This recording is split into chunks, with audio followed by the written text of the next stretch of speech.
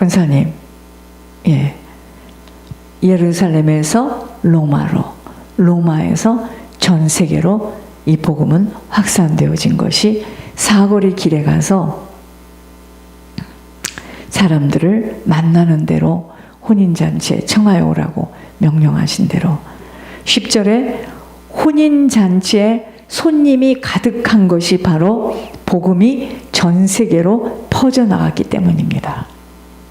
이 말씀은 이제 세상 끝까지 복음이 전 온 세계에 전파된 후에는 인류의 종말이 온다는 것을 알려주는 거예요. 마태복음 24장 14절에 이 천국 복음이 모든 모든 민족에게 증거되기 위하여 온 세상에 전파되리니 그제야 끝이 오리라고 말씀하셨습니다. 이때는 또한 하나님께서 하나님의 교회를 알곡과 쭉정이로 가르시는 시간입니다. 알곡은 거두어 곡간에 들이고 쭉정이는 꺼지지 않는 불에 태우는 시기가 되는 것입니다. 자, 11절에 보니까 임금이 손님들을 보러 들어올세. 자, 여기서 혼인잔치는 주님과 함께 천국에서 잔치를 벌어질 거죠. 임금은 누구겠습니까? 하나님이겠죠. 임금이 사람들을 보러 왔다는 이야기가 무슨 말이죠? 자, 주님의 재림으로 세상 끝을 말하시는 것입니다. 그런데 임금이 손님들을 보러 들어올세 거기서 예복을 입지 않은 한 사람을 보고 깜짝 놀랍니다. 주님이 교회에서 알곡과 쭉정이를 가르시는 일은 예수님이 다시 오시는 그의 재림의 시기에 있게 됩니다. 자, 언제 알곡과 쭉정이를 가른다고요? 주님 오실 때. 예수님은 복음이 온 세간에 전파되었을 그때 오신다고 하였습니다. 예수님은 반드시 손님들을 보러 혼인 자리에 들어오실 것입니다. 재림의 때입니다. 그 혼인 자리는 임금이 그의 아들을 위해서 마련하여 모든 사람들을 초청한 잔치이기 때문입니다. 예수님은 혼인 잔치에 예복을 입지 않고 여기 들어왔는가 하고 그 예복을 입지 않은 사람을 보고 깜짝 놀랍니다. 이스라엘 혼인 잔치에서는요, 하객들이 신랑 집에서 보내어준 예복을 입고 들어가게 되어 있습니다. 혼인 잔치에. 그런데 그 사람은 예복을 입지 않고 혼인 잔치에 참여하였기에 불법인 것이에요. 여기서 말한 예복이라는 것은 그리스도의 의의 옷입니다. 하나님은 범죄한 아담을 부르신 후에 따먹지 말라는 선악과를 따먹고 난 아담과 하와가 숨었잖아요. 죄를 짓게 되면 사람이 숨습니다. 그때 아담아 어디 있느냐 하고 아담을 부르시면서 가죽옷을 쥐어서 입혔습니다. 아담은 그 옷을 입은 후에 하나님께 용서를 받게 되었고 긍휼하심과 자비하심을 받게 된 겁니다. 아담이 입은 그 가죽옷이 예복이에요. 그래서 예복은 뭐냐? 믿음의 옷이에요. 믿음의 옷. 하나님을 믿는 자녀라면 날마다 믿음으로 살아가는 믿음의 선택과 믿음의 행함을 통하여 믿음의 옷을 입어야 하는 것입니다. 아버지가 거룩하니 자녀도 거룩해야 하고 아버지가 온유하니 자녀도 온유해야 하며 세상을 사랑함 속에는 아버지의 사랑이 없기 때문에 세상을 따라 살지 않아야 하며 모든 것을 믿음의 눈으로 바라보고 믿음으로 행해야 하는 것입니다. 그것이 예복을 입는 거예요. 믿음 없이는 하나님을 기쁘시게 할 수 없어요. 여러분, 지금 예물이라는 것도 믿음으로 계속 내리는 자에게 하나님께서 그의 형편과 사정 없이 지금 예물을 올릴 수 있도록 그의 믿음의 그릇을 점점 지금 넓혀가는 거잖아요. 여러분, 믿음이 없이는 하나님을 기쁘시게 할 수 없습니다. 하나님께 오늘도 나온 자는 하나님 이곳에 계시고 하나님을 찾는 자들에게 상 주시는 이심을 믿어야 할지니, 믿음은 구호가 아니에요. 하나님이 내 안에 계셔서 나를 주관하시고 계신다는 거예요. 이게 믿음입니다. 하나님은 그 말씀에 순종하는 자가 누구인가를 살피시면서 그 순종하는 자에게 상을 내려주시는 겁니다. 순종이에요. 여러분, 가장 어려운 것이 뭐냐면 순종입니다. 지금 순종입니다. 하나님의 뜻대로 살아가는 자에게 상을 주시는 분이신 줄을 믿고 그 상을 사모하는 생활을 함으로 하나님을 기쁘시게 해드리는 사람이 바로 신자이며 하나님의 사람인 것입니다. 그러므로 하나님의 자녀가 되었다면 날마다 예복이 입혀져야 하는 의무가 있어요. 예복을 입어야 합니다. 예복. 이 의무는 다름 아닌 내 자신이 죄인임을 알고 안타까운 마음으로 회개하며 죄의 길에서 떠나기를 힘쓰며 자신의 의가 아니라 오직 그리스도의 의를 힘입어 살아가는 것이에요.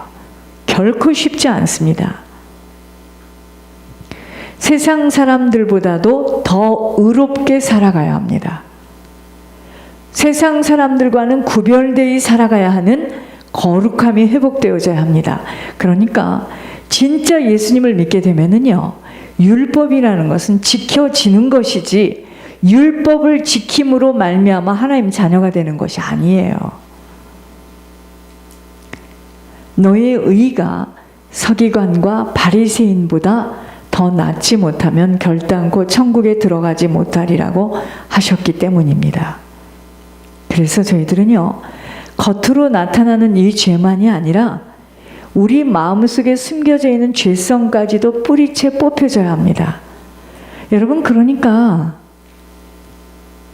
절대로 사람은 말로 설명해서 이해시켜서 고쳐지지 않아요. 하나님 그거 기뻐하지 않습니다. 그 사람이 못 알아듣고 실수를 해서 시궁창에 빠져도 본인이 시궁창에 빠져서 온 몸에서 구정물이 나는 것을 본인이 그 냄새를 맡으면서요, 본인이 깨달아야 됩니다. 이게 굉장히 늦는 것 같지만 빨라요. 신앙생활에서는 렉처가 필요 없어요. 그래서 말로 해서 알아들을 수 있는 게 아닙니다. 절대로 못 알아들어요. 이거는요, 본인이 겪어야 합니다. 아, 이렇구나. 아, 이렇구나.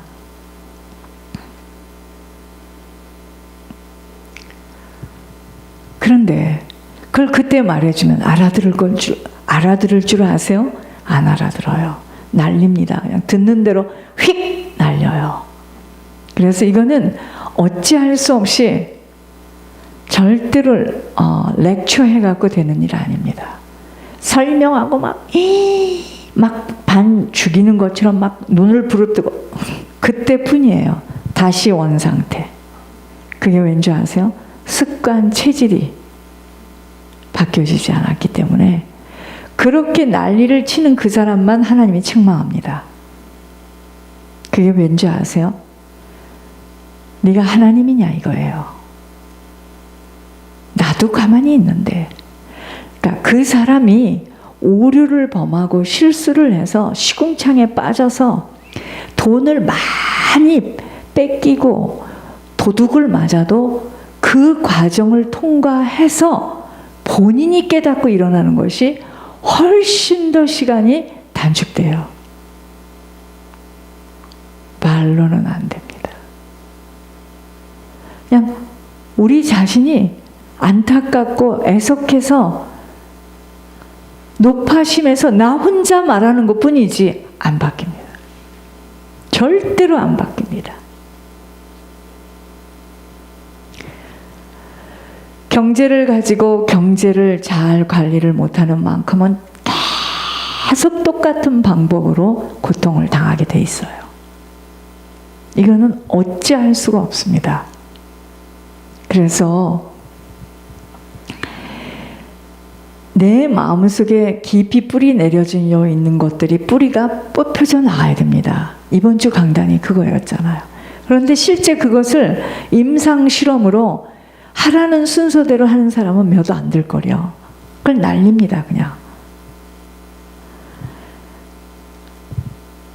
청함을 입은 사람이 전도를 받아 교회에 나온 모든 사람들을 의미한다면 청함을 받은 사람들 중에서도 하나님의 뜻대로 살기 위해서 힘쓰고 성령의 도움을 입어 믿음의 열매를 맺기 위해 그 누구도 이해할 수 없는 좁고 협착한 길을 걸어가는 일에 결단 행동하는 자들로, 그러한 자들이요 그리스도의 의의 옷을 입은 예복이 갖춰진 자들입니다. 이러한 자를 천국에 올려보내는 택함을 받은 자가 되는 것입니다. 즉 그리스도의 양입니다. 내 양은 목자의 음성을 듣는다고 그랬잖아요. 하나님이 하신 말씀이 지금 들려줘야 되잖아요. 하나님이 나에게 하신 말씀, 하나님이 우리 인생 세상에 하신, 지금 그게 진짜잖아요. 세상을 따라 살지 말라고 했잖아요. 세상을 사랑함 속에는 나 예수를 사랑하는 사랑함이 없고, 내가 세상의 일이 악하다는 것을 말하기 때문에 세상이 나를 미워한다고 했잖아요. 주님을 미워합니다. 왜냐하면 세상의 일이 악하다고 주님이 말씀을 하셨기 때문에. 그래서 나는 세상을 따라 살면 어찌할 수 없이 악한 사람이 될 수밖에 없는 거예요. 요한복음 10장 26절에 예수님을 따라다니며 예수님의 흠을 잡으려는 유대인의 무리들에게 너희가 내 양이 아니므로 믿지 아니하는도다. 내 양은 내 음성을 들으며 나는 저희를 알며 저희는 나를 따르느니라. 내가 저희에게 영생을 주노니 영원히 멸망치 아니할 것이요 또 저희를 내 손에서 빼앗을 자가 없느니라 하셨습니다. 내가 그리스도의 양으로 택함을 받았다는 것은 어떻게 알아요? 오직 믿음으로만 알 수 있는 것입니다. 믿음은요, 믿음의 시련을 통과하여서 믿음의 행함으로 좁고 협착한 구원의 길을 걸어가는 만큼이에요. 그 자가 믿음이 있구나. 저 자가 믿음의 테스트에 합격했다. 믿음의 훈련에 저 자가 이번에 합격했구나. 믿음이라는 것을 믿음이 이기네. 믿음만이 믿음으로 걸어갑니다. 아무리 찬양을 해도 어떻게 보여주겠습니까? 내가 진짜 하나님을 따라가는 자라면, 내가 그리스도의 양이라면 무엇으로 보여줄 수 있겠어요? 아버지를 따라가는 믿음이잖아요. 저는 지금 예물의 비밀에 대해서 천국을 침노해가는 누가 어떻게 비웃어도 저는 이것이 실제로 체험이 되어졌고 불변할 수 없는 것이라는 것을 확신이 됐기 때문에, 그 믿음 때문에 세상에서 사람들이 볼 때는 이해가 안 가는 거죠. 없으면 안 하는 거지. 그렇잖아요. 그렇지 않습니다. 믿음이에요, 믿음. 평신도라 하여도 그 믿음을 가지고 굴복하지 않고 끝까지 하나님 약속대로 가겠다 하면은 그 사람의 그 믿음을 가지고 하나님 일하시는 거고, 믿음이잖아요. 목회를 하고 있기 때문에 믿음이 있다. 여러분, 믿음입니다. 결국은 믿음 있는 자에게 하나님은 맡기시는 거예요.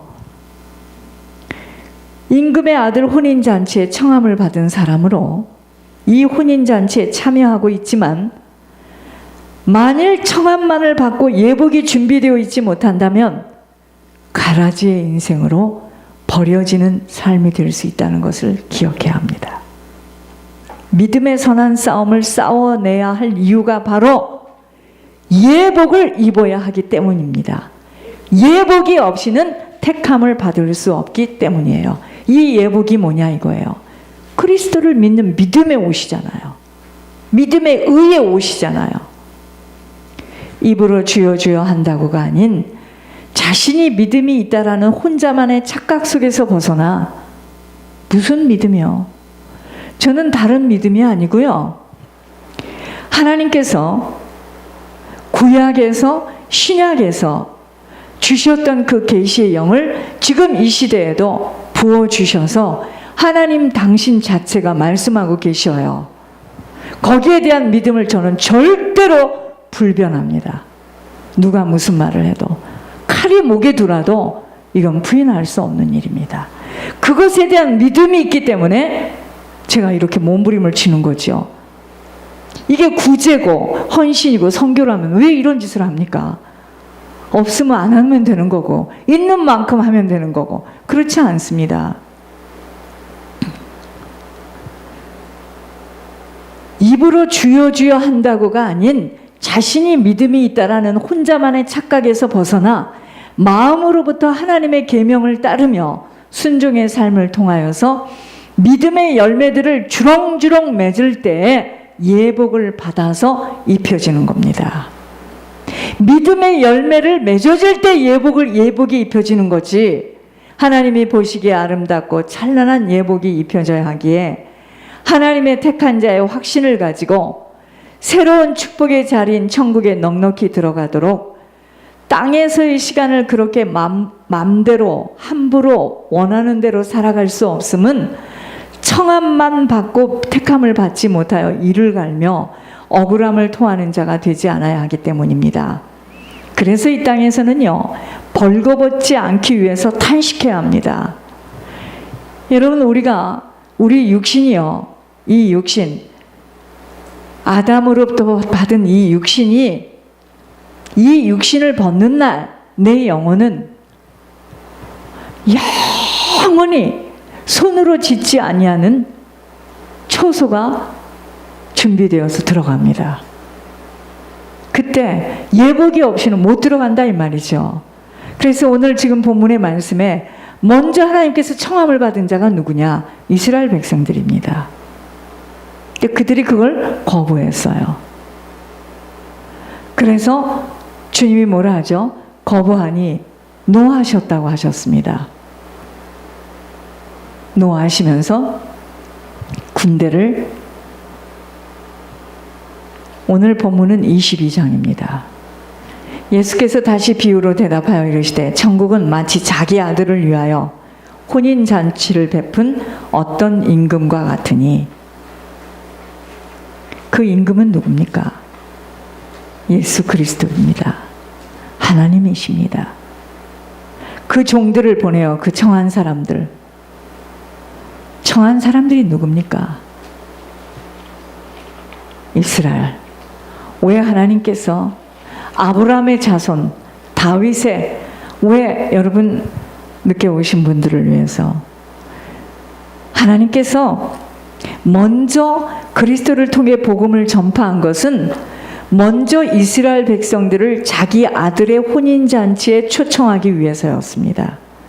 이스라엘 백성들은 세계 어느 나라보다도, 어느 백성들보다도 먼저 하나님이 주시는 복음의 선물을 받은 나라예요. 그래서 그들이 선민입니다. 선민. 축복을 누릴 자격과 그들을 통해서 하나님 영광 받기를 원했어요.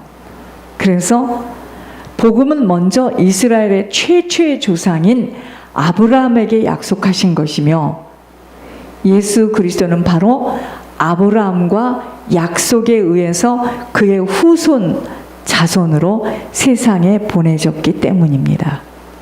그런데 그들이 이 약속의 메시아를 맞이하는 자세는 주님이 오셨을 때 십자가의 못을 받고, 그래서 하나님은 나의 소와 살찔 짐승을 잡고 모든 것을 갖추었으니 혼인잔치에 오라고 초청하였는데도 그들은 여러 가지의 핑계를 대고 돌아보지 아니하였다고 하였습니다. 하나는 자기 밭으로 가고, 초청을 했는데 하나는 자기 사업하러 가고, 남은 자들은 종들을 잡아 모욕하고 죽였다고 했습니다. 이 말씀과 같이 유대인들은 자기들의 메시아로 오신 예수님을 십자가에 매달았을 뿐만 아니라 복음을 전하는 사도들을 죽이고 예루살렘 교회를 핍박한 겁니다. 그런 그들에게 하나님은 뭐라고 하셨죠? 노하셨어요. 진노하셨습니다. 7절에. 그래서 군대를 보내어 그 살인한 자들을 진멸하고 그 동네를 불살랐다고 하셨습니다. 실제 이 말씀대로 예루살렘은 함락이 되어버렸고 이스라엘에 살고 있는 모든 유대인들은 전 세계로 흩어지게 된 겁니다. 예루살렘에는 성전이 영원히 사라졌고 지금까지 유대인들에게는 이 혼인잔치에 초청되는 일이 중단되고 있는 것입니다. 이제 혼인잔치에 초청자가 새롭게 바뀌게 되었는데 유대인들에게 주어진 기회는 그들의 거절로 없어졌고 그들에게 제일 먼저 전파되었던 복음이 이제는 온 세상으로 확산되게 된 겁니다. 그래서 이에 종들에게 이르되 혼인잔치는 준비되었으나 청한 사람들은 합당하지 아니하니 네거리 길에 가서 사람을 만나는 대로 이 네거리 사거리 길이라는 것은 이방 세계를 말하는 것입니다. 복음이 이방으로 이제 펼쳐진 겁니다. 그래서 10절에 보니까 종들이 길에 나가 악한 자나 선한 자나 만나는 대로 모두 데려오니 혼인잔치에 손님들이 가득한지라. 무슨 말이죠? 복음이 전 세계로 나갔기 때문에 혼인잔치에 들어온 손님들이 가득했다는 거예요. 이 말씀은요, 이제 세상 끝까지 복음이 온 세계에 전파된 후에는 인류의 종말이 반드시 온다는 것을